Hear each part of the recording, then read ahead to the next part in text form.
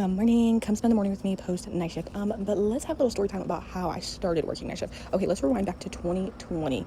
Yep, COVID times. So I was working at a daycare and they started cutting hours. So I was like, that's not gonna work. I'm a single mom. I need that money. The girl went and got a second job at Wawa, and let me tell you, I literally get the job.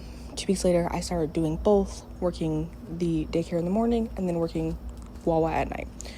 So somebody catches COVID while I'm working at Wawa. They tell me that I have to be out with 2 weeks. So I let my people know at the daycare, the upper management, hey, I have to be out. I got in contact with somebody. They're like, okay, cool, no problem. Wawa comes back to me not even 3 or 4 days later. It was like, hey, actually, you did not come in contact with anybody. You can actually come back to work. And I was like, okay, cool. So I messaged upper management. I was like, hey, they said I could come back, and they're like, no, you cannot come back to the daycare. You have to stay out the full 2 weeks. This was upper management.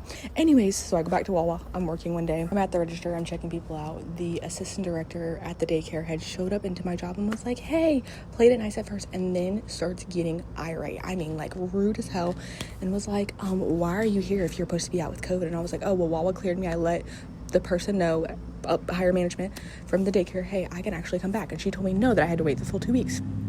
And she was like, no one told me that, blah, blah, blah. You're sitting here lying, blah, blah, blah, like going off. And I was like, okay, cool. Let me go get my manager so that way she can tell you the same thing.